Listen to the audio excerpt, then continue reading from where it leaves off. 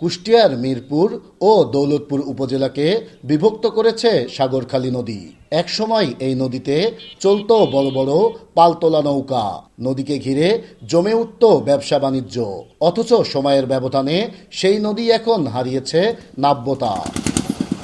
স্থানীয়দের অভিযোগ, প্রভাবশালীরা নদীর জায়গা দখল করে টাকার বিনিময়ে বসিয়েছেন দোকানপাট। কোথাও গড়ে উঠেছে কাঁচাপাকা স্থাপনা, আবার কোথাও বাদ দিয়ে করা হচ্ছে মাছ চাষ। দীর্ঘদিন খনন না হওয়ায় নদীর তলদেশ ভরাট হয়ে গেছে পলিতে। আগে নদীতে গোসল করেছি, চরম জুতি মানে করো, নৌকা টৌকা চলিছে, অনেক কিছুই হয়েছে, কিন্তু এখন আর সেটা নাই। তো আমার এই নদীটা এখন খনন করতে পারলে আমাদের ভালো হতো। নদীটা খাল খনন করা হয়নি, আস্তে আস্তে আস্তে ভরাট হয়ে জমিন সব নদীটা ভরাট পড়ে যাচ্ছে। এই নদীটা দ্রুত সংস্কার করার দরকার, এটা আমরা দখলমুক্ত চাই এবং এটা নতুন করে আবার এই খনন করা হোক। স্থানীয় প্রভাবশালীদের কাছ থেকে মাসিক চুক্তিতে টাকা দিয়ে তারা নদীর জায়গা ব্যবহার করছেন বলে দাবি দখলদারদের।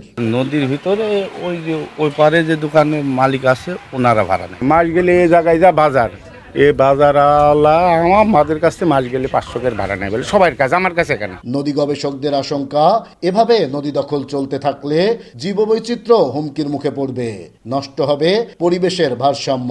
সরকারকে বলবো যে আপনারা শুধু আইন পাশ করবেন না, এটা প্রয়োগের ক্ষমতা এবং এটা যেন কার্যকর হয়।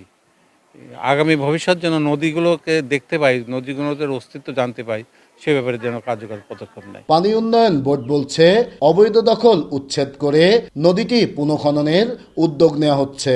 আমাদের এই নদীগুলো পুনর্জীবিত করার ব্যাপার, পুনঃখনন করা এবং অবৈধ স্থাপনা উচ্ছেদের যে তালিকা বা অবৈধ উচ্ছেদ করে যে নদী পুনর্জীবিত করা, সেটার প্রস্তাবনা আমাদের গঙ্গা ব্যারেজ প্রকল্পে রয়েছে। তো এই প্রকল্পটা অনুমোদন হলে আমরা এইগুলোর বিষয়ে প্রয়োজনীয় ব্যবস্থা গ্রহণ করব। অবৈধ দখলদারদের কবল থেকে সাগরখালী নদী পুনরুদ্ধার করে দ্রুত খননের মাধ্যমে স্বাভাবিক পানি প্রবাহ ফিরিয়ে আনার দাবি স্থানীয়দের। নাইদা সান্তিতাস, দেশ টিভি, কুষ্টিয়া।